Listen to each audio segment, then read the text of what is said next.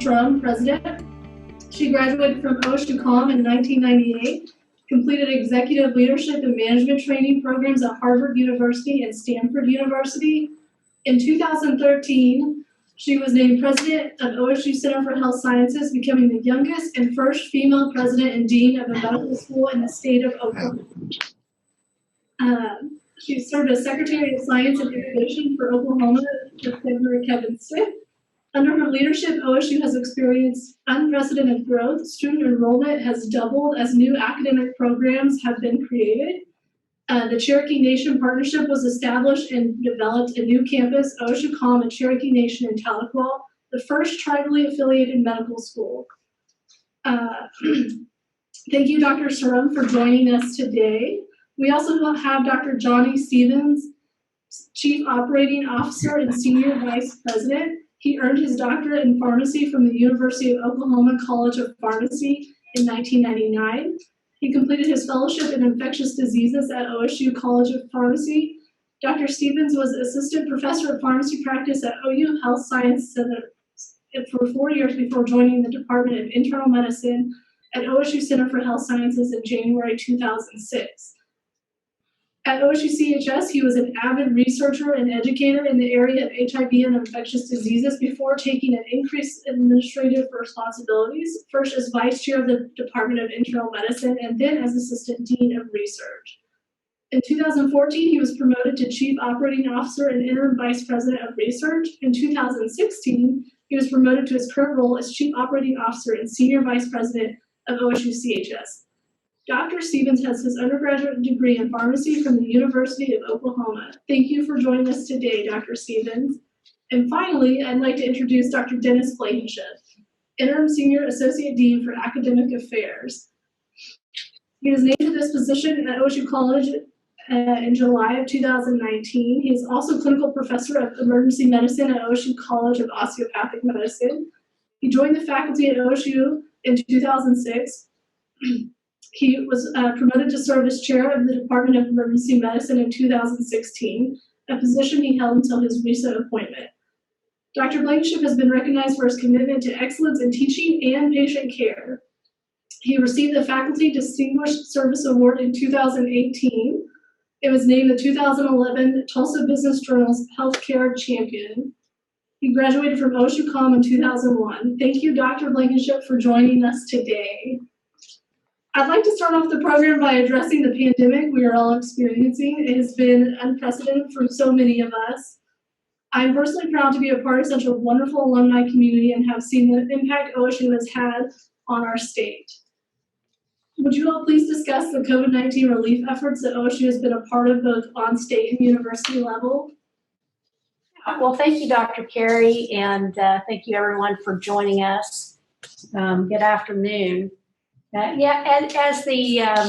course, I had the honor of serving as Governor Stitt's Secretary for Science and Innovation. As I took on that role, the thing that I did not anticipate was being involved in the planning and carrying out a response to a pandemic. And during my time, as the Cabinet Secretary, the governor was putting his COVID-19 task force together and asked me to serve. And of course, as we had been watching early in March and prior to that, the pandemic occurring overseas, and then of course in New York, and it made its way here to Oklahoma.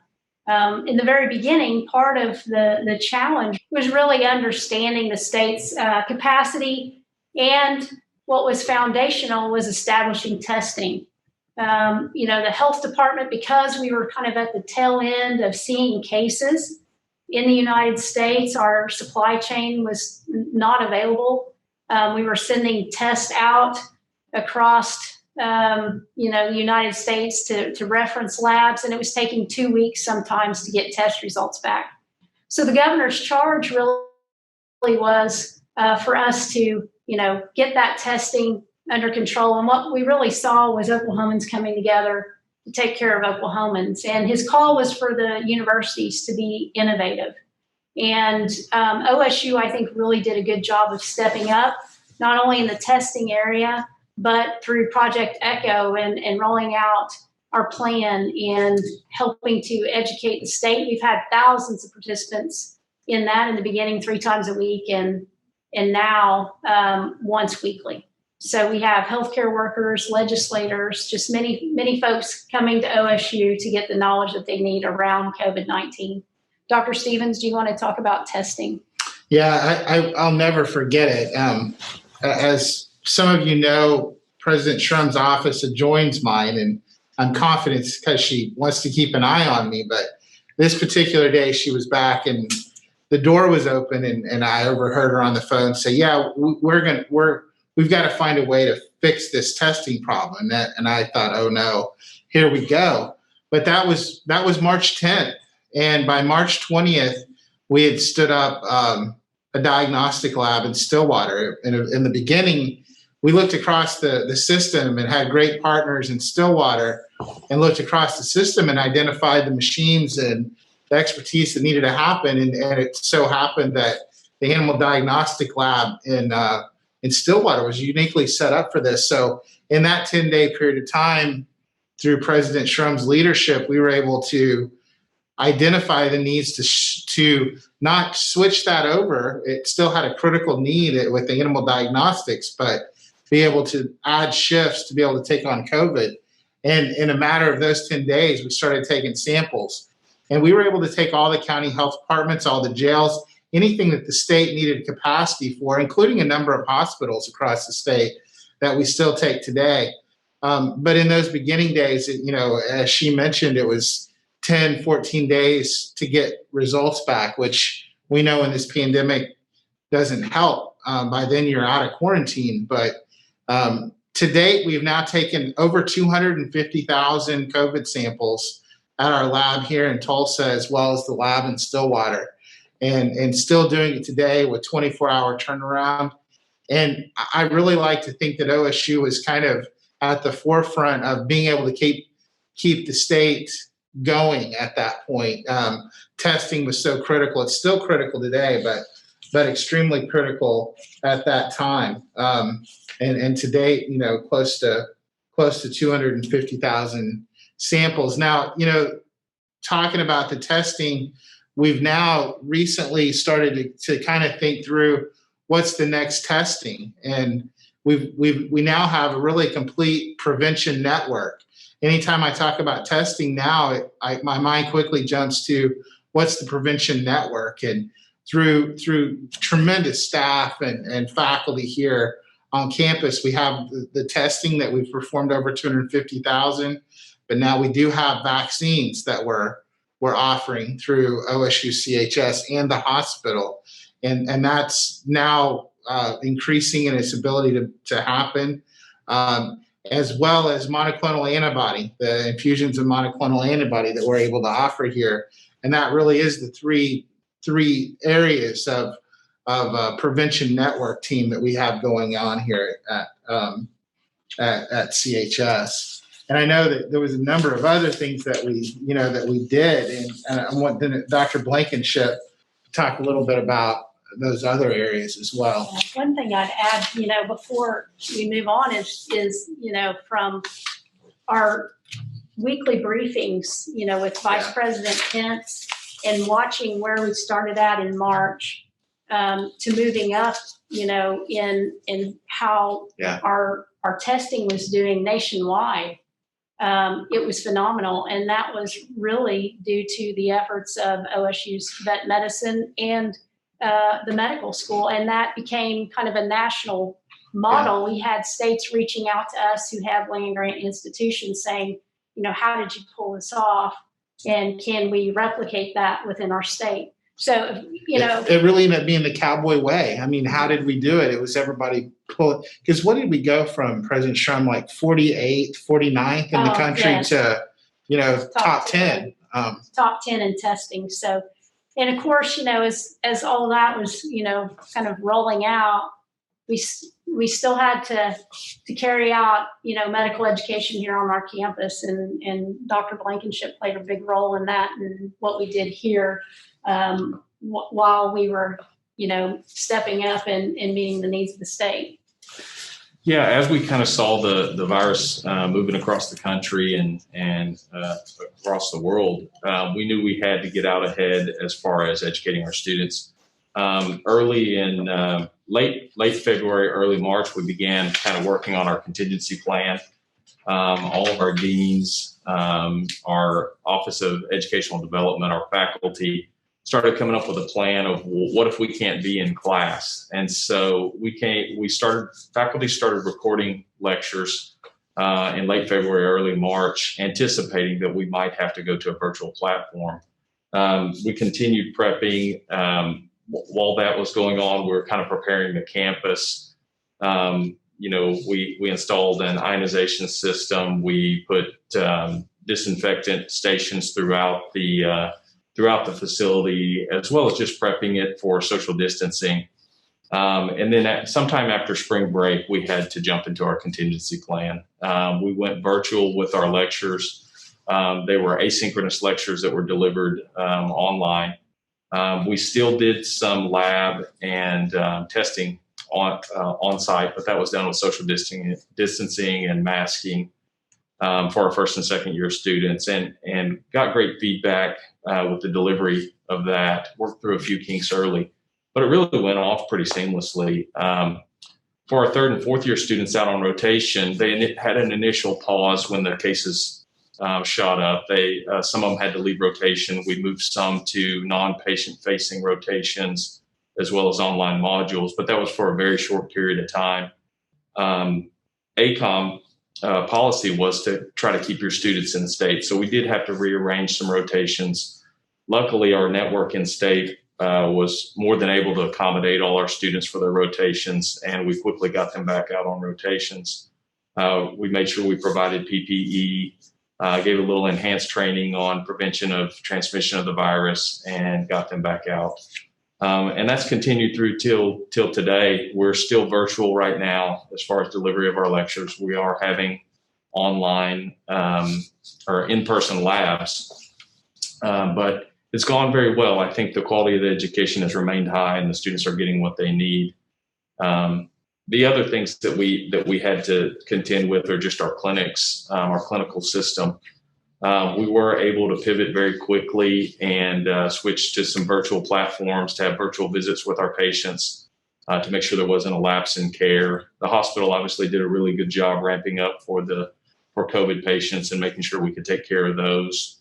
Our clinical faculty were very active, not only in seeing patients, but in research and educating their colleagues and being leaders in the community as far as what are the best practices that we were finding in COVID.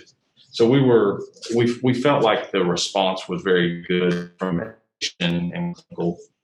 And then the last area that was ended up being kind of a bright spot was early in the summer, we were asked to assist OSU athletics with helping get their student athletes back on campus and also back to competition. We started doing testing for them in early summer and have continued that throughout the year. We were very successful in helping stave off any problems throughout the fall sports. They had successful fall sports seasons, and hopefully we'll be able to continue that throughout the rest of the year. But that was a great relationship that we were able to enhance during the pandemic. And, Dr. Blankenship, Dr. Somm, Dr. Baker really took a leadership role over at the hospital. As I was talking about in early parts of the pandemic, trying to understand what the hospital capacity was, ventilators, bed count, and really getting a handle on what was a staffed bed versus, a licensed bed. That was a challenge. And, all of that, understanding what capacity you have, but what are the needs going to be? And understanding the needs is really based around the data that you have, and the data is testing. And so, early on, we had a really hard time with projections because our data was based only on hospitalized patients. And so, preparing in the beginning for, what worst case scenarios could play out, like what we were seeing in New York. And so the hospital stepped up and agreed to be a COVID hospital. everyone there just, took that on, took a leadership role. It was greatly appreciated and much needed in those early months of the pandemic. And one other thing to maybe talk about there too, Dr. Blankenship mentioned the virtual care. Our clinics went from really no virtual care visits to fully, full virtual care over the course of 7 days. Something we were very proud of and really had full schedules going forward. The other thing that I think OSU-CHS really stepped forward, and that's part of the surge plan, was around virtual carts out to hospitals as well. It's something that President Trump has been preparing us for and moving forward on the mission. So these two things, between the virtual care visits, outpatient, as well as being able to offer the carts in the hospitals out in the rural communities, really helped with bed capacity. And I think we're going to see that going forward. A number of hospitals now that they've seen it and understand it, they want to go forward with it, which I think even post-pandemic is going to be a leg up to move forward. Thank you. It's been wonderful to be a part of OSU during this time. I'm very proud to be a part of this organization and the way you guys so quickly adapted to what the community and state needed. Seeing everyone step up and help with the relief efforts has been amazing. Thank you for your leadership efforts. Even during the pandemic, OSU-CHS has been moving forward with some great initiatives. There are so many wonderful things occurring. Can you all highlight a few of these? Well, I think we'd be remiss if we didn't start with our campus at the Cherokee Nation.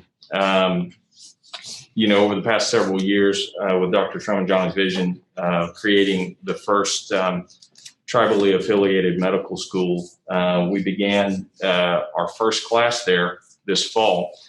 Unfortunately, some construction delays with COVID and with weather, the building was not complete until this past month, and we actually did a ribbon cutting and now are in the building. Cherokee Nation was gracious enough to allow us to use their buildings to house our students for the fall semester. Fall semester went really well, all things considered. We had initial starting class of 54 students in the inaugural class. Very diverse group, a variety of backgrounds and experiences.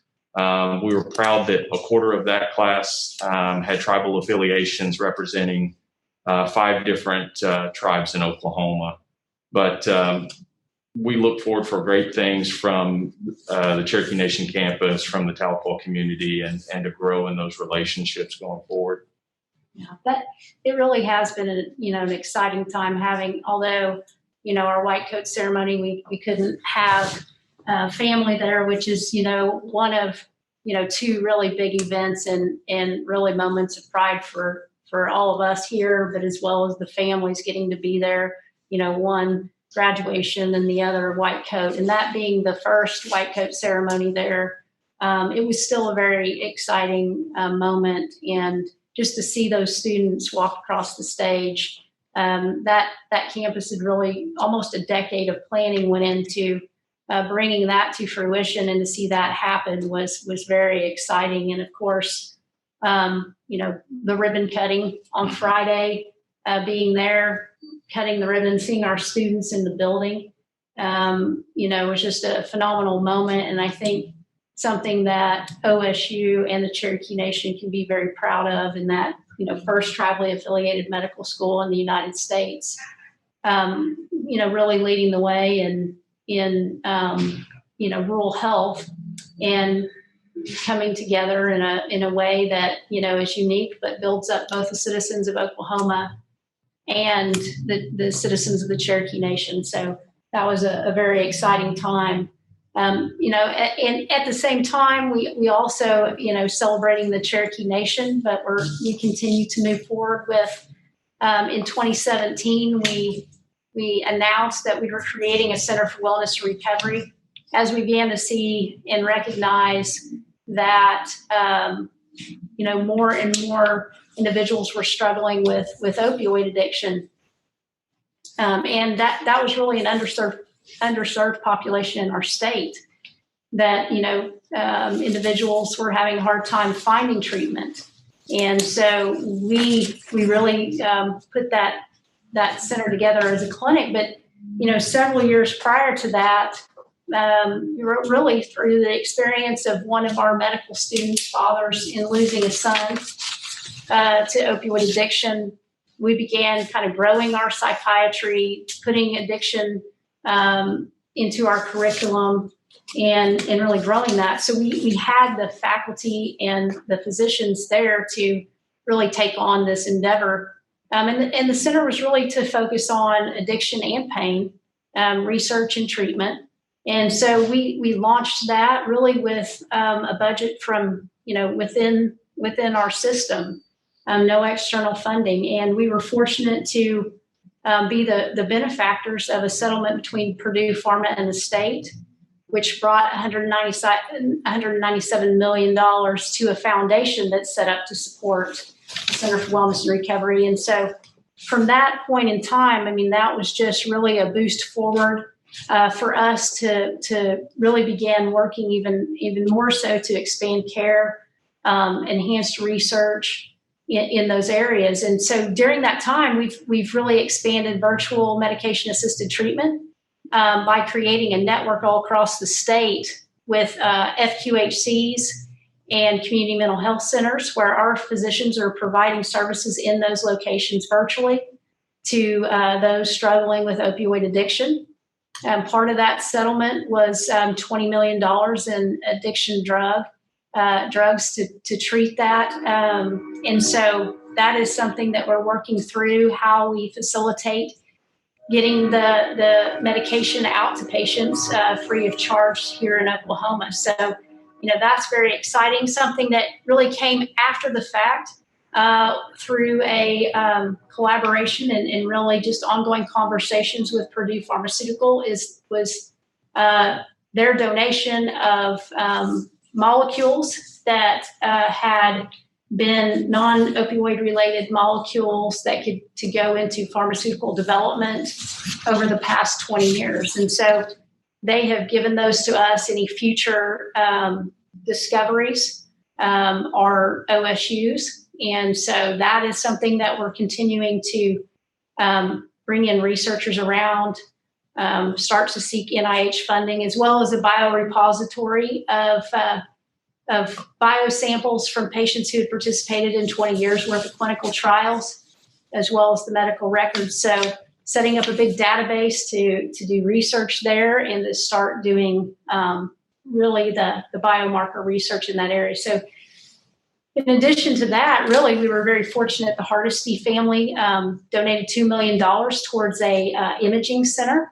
Well, it's actually a neuroscience and clinical research center, which has a functional MRI. We're participating in an NIH study around brain development and opioid addiction, as well as developing a clinical research unit there where we can do clinical trials in addition to that. And so we're expanding our pain side of the clinic in hiring our first physician to begin working in that national center as well. So a lot of things going on there, as if the Cherokee Nation and the National Center weren't enough. We also got some very exciting news recently on a project that we have been working on for a few years. So I'll let Dr. Stevens talk a little bit about that. Yeah, so if that didn't give me enough anxiety listening to these two talk about huge things, we did receive $120 million in the recent budget to fulfill our new VA hospital next to OSU Medical Center. And that project now has come down to now we're ready to start building. This is another project that we started probably in 2018 with a great partnership with the Ann and Henry Zarrow Foundation that we wanted to look at and have the opportunity through a federal program. Congress in 2016 passed the CHIP-In Act. And what that does is it gives communities the ability to build at community standards and through community resources a new VA hospital. So we were able to act on that chip in and put together a grant proposal and send it forward in late 2018, early 2019. And we were the recipients of that this year. So it will build in the just to the north of the OSU Medical Center downtown, the Kerr Edmondson State Building. The state donated that building to us to place the new VA hospital into. It'll be a 58-bed hospital, about 270,000 square feet. And if that wasn't exciting enough, really then jumping into 50 new resident spots at that VA that will partner up with other residency spots that we now have 18 currently in their outpatient clinics. So we'll be able to really ramp up our graduate medical education, but just a great training ground for our residents, our students, and our faculty as well. Dr. Blankenship has been actively involved in joint hires now with the VA. We've been anticipating this for the last year and a half, but I think that we've executed now. I think that we have it's actually eight positions available for joint VA and OSU partnerships. But just a tremendous opportunity that's going to really help the entire downtown. I was looking at the screen, and Dr. Erbacher had a question in there that I'm going to answer now. The carts, the virtual carts, they're telemedicine carts that are in the hospital that allow us to see patients in the hospital room. But this VA, I mean, it's going to be, just coupling on top of what we're going to be able to do with other, with virtual care, with expanding our ability to have more specialists, and with the new outpatient clinic going in Tulsa as well. Just a tremendous training opportunity for all the students. Now, the other thing that I want to mention as well, the VA in Muskogee, where it currently exists, we're something that I'm very proud of, and I know that we're all very proud of. It's not going to be shuttered. It's actually going to be a regional behavioral health and treatment facility now in the area. We can't have enough of that, and it's just going to have an expanded footprint from what it had before in a repurposed way. So couldn't be prouder of that. Well, and that Chip-In Act, I think, to just a testament to Dr. Stevens and the others who put in a lot of time, and the Zero Foundation in helping us get this forward, is that that was a demonstration program. Mm-hmm. It was created for a project in Omaha, Nebraska, which was an outpatient VA center. We became aware of it and really started working towards putting in an application. OSU and Tulsa community were the only project submitted that was accepted and funded out of those 5 demonstrations. And so now we really are a model for how that will work. And this again set us up, nationally as a leader, and a go-to for information on how to make this happen. And another, I think, really big opportunity with the VA system is the research collaboration that we have now with the VA hospital, and we'll continue to expand our research efforts. That's a good point. You forget some of those. San Francisco tried, Seattle tried, Denver tried. There's been a number of tries. I think we went into it thinking, no one else has tried yet, but there was a number of that didn't work. But we were able to bring the community together, from the state to our federal delegation to the city leadership, county leadership, OSU, and the private foundations in Tulsa. Just really put a compelling project forward that really worked well. OSU-CHS has really come a long way. It's been great to see all the changes and growth that we have experienced. Now, can you talk about what big initiatives you have moving forward? What is on the horizon for OSU-CHS? I'll start that one, Dr. Kerry. And it's going to kind of dovetail on what President Shrum just mentioned around research. something that we're all very proud of really about 20 to 25% year over year increase in research on campus since 2015, I believe. So while we see a lot of universities and centers for health sciences take steps back in research, we're really exploding in a big way. One of the things that we're going to see in the very near future, the Forensic Science Building actually is the one that we're setting in right now, or at least that we call Forensic Science Building. The top floor of that building, so it's a 5-story building, and we utilize 4 floors of it. The first 2 floors are the Tulsa Police Department, and then we have 2 floors of research. But the great thing about this building is when it was built, the foresight was given to really engineer it and ready it for new research labs. So as we move forward, we're ready now on the 5th floor of this forensics building to build a new animal vivarium to expand our research capacity, but also build it out for new research labs.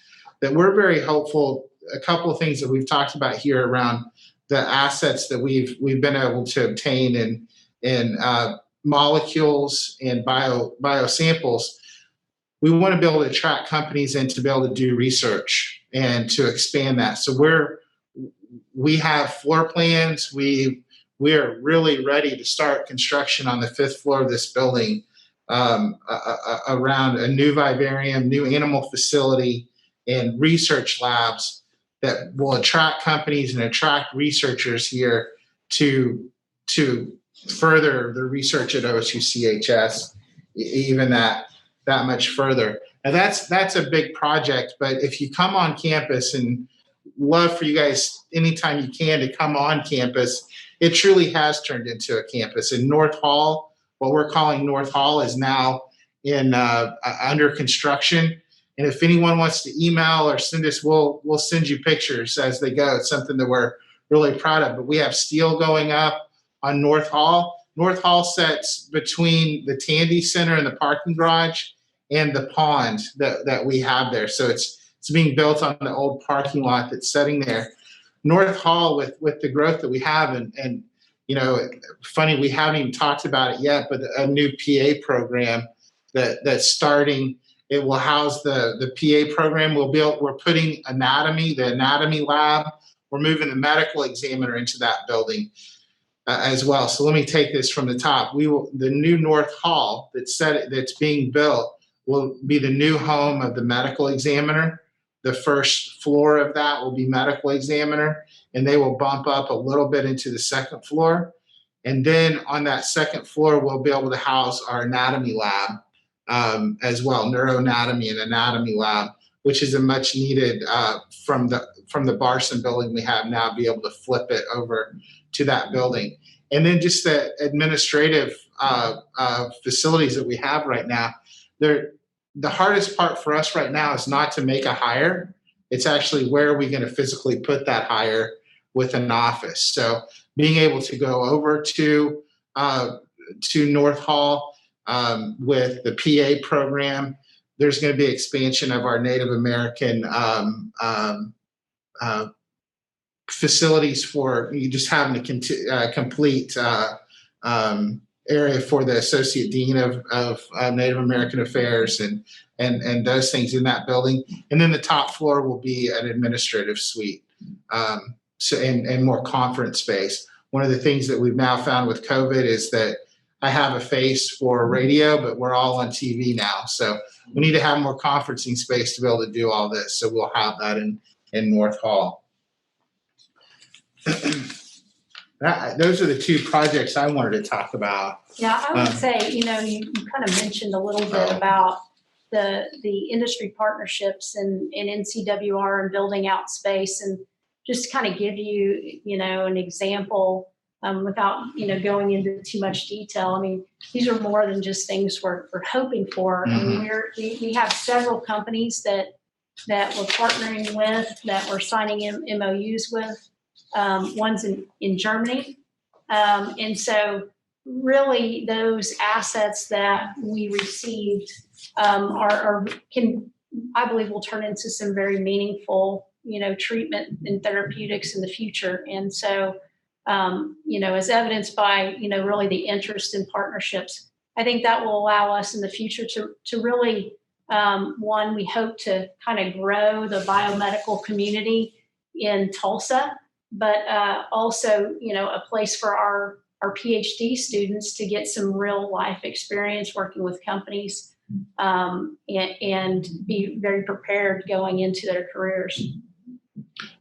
The one other place that I'll touch on is a pandemic center that, we have a lot of growth here. We've mentioned the biosamples that we received through the settlement, but with the pandemic as well, with our testing and everything that we've moved forward on testing biosamples and really partnership with industry, we are having a pandemic center of excellence and innovation in Stillwater that is actively being put together now. So it'll expand our testing capabilities, the public health lab partnership that we'll have with the state of Oklahoma, but really this biosamples. We mentioned all of it partners together very nicely with what we're going to be able to do at the Hardesty Center with computing, the computing that's necessary around functional MRIs, the collection of biosamples paired with the biosamples that we have now through our testing, and in Purdue. We really have a unique opportunity in having the Pandemic Center of Excellence and Innovation in Stillwater is another opportunity to attract outside companies in to partner with us in ways that they have never been able to do before, with BSL 2 and 3 labs and capability to partner with PhD scientists. Really exciting for that opportunity around the Pandemic Center as well. Yeah, there are certainly a lot of opportunities there. Sometimes you feel like you're drinking out of a fire hydrant, trying to capture all the opportunities that are available, and really thinking about how do we take this pandemic center and leverage that for national recognition, and where can we fill in the gaps in some of the areas that we're looking at, and again early on, and trying to figure out what actually works is monoclonal antibody development, vaccine manufacturing, some of those things, and that's just the medicine side of that, because we'll also have agriculture in that space doing research in bioterrorism, and then our animal our vet med partners there doing research. Because one of the things we saw during the pandemic and we all experienced is supply chain issues. When you have meat processing plants and you have employees getting sick, that creates disruption with animals and how you can process meat. And so those are all, they're all very closely related, and have everybody in the same facility doing research. We're very excited about that as well. And anytime you're looking out of our offices at the North Hall, we can see the scaffolding on the hospital as well. And I think that's a good opportunity for Dr. Blankenship to talk about really the expansions that are happening at OSUMC and the upgrades that we're having there. Yeah, that's kind of an area that's near and dear to my heart as I look across the street at the hospital. Almost every DO in Oklahoma has spent time at OSUMC in some form or fashion. And throughout the years, there's been some neglect. And so the past several years, it feels like we've been playing a lot of catch up, trying to fix some infrastructure within the hospital. And we're finally at that point to where we're kind of expanding and improving. Some of the projects that have been completed recently, labor and delivery, got a complete renovation a few years ago, as well as inpatient dialysis completed a renovation. We've had some structural things that have been fixed over the past couple of years, including a new roof. Several of the elevators have been renovated and repaired.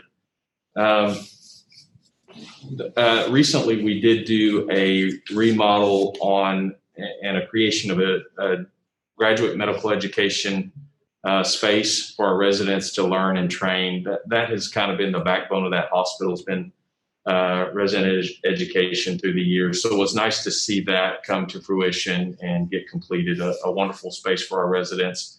with more plans in the future to expand on that. Most recently, as Johnny mentioned, you see the scaffolding outside, an exterior renovation project that will put all new windows in those towers, as well as kind of clean up some of the aesthetics, kind of a new skin around the upper surface of the hospital. I think will give it a lot better look and improve the quality of the airflow through that place with the new windows. Surgical areas, the surgical suites, that's the next big renovation project. We were able to purchase a surgical robot, which is long overdue, and now an expansion of the surgical area to redo that space for our surgeons. And, something that we've been talking about for a long time, and it's finally on the horizon. During the pandemic, we did have projects which included some improvements on some of the floors that made them capable to care for COVID patients during the pandemic. We did upgrade the surgery center, turn it into a telehealth communications kind of a epicenter for telehealth. The hospital did recently undergo an addition of the 8th floor renovation, which became a skilled nursing facility. Just a beautiful floor. If you guys have an opportunity to go up and tour that area, it is really fabulous. And then finally, we did add outpatient dialysis, which was a new addition to our physician's office building. And as I said, it's finally kind of reached that point to where we're able to expand and grow. And I know Dr. Schrum will probably touch on other things within our academic facility there. Yeah, I mean, part of what we're doing today, and we just wrapped up a strategic planning process with Guidehouse for the hospital to, really look at what we need to be doing in the next 3 to 5 years to capitalize on the partnership that we have with the VA. And so, there's a lot more renovations that are going to happen. We're looking at new service lines, developing a stroke service. I mean, there's a lot of exciting things happening there, which, we I think have been much needed for many years. So that is, the VA, I think, is, breathing new life into that facility and some of the things that have happened recently.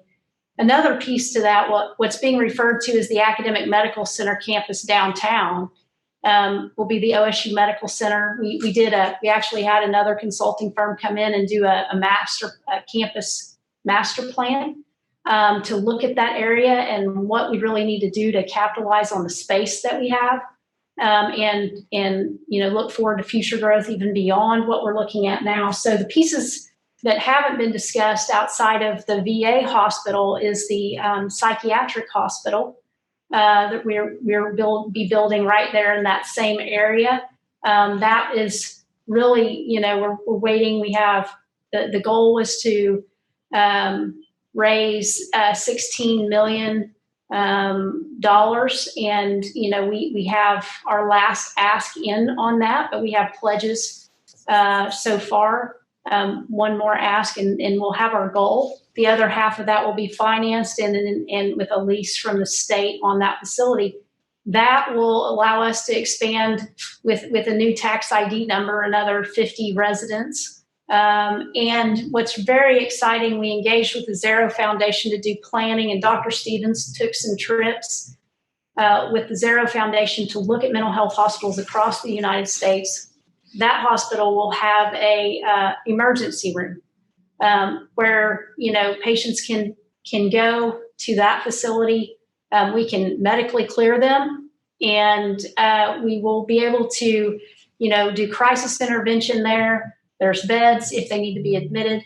It will allow for our law enforcement to have a location to take patients that perhaps have mental health issues and really not needing to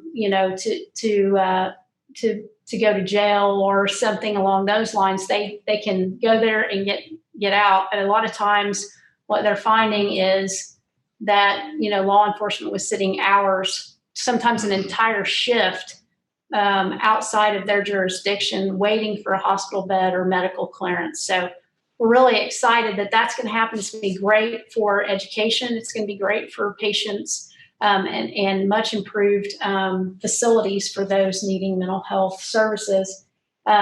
Also, between with the Tulsa, the city of Tulsa, there will be a new parking structure built.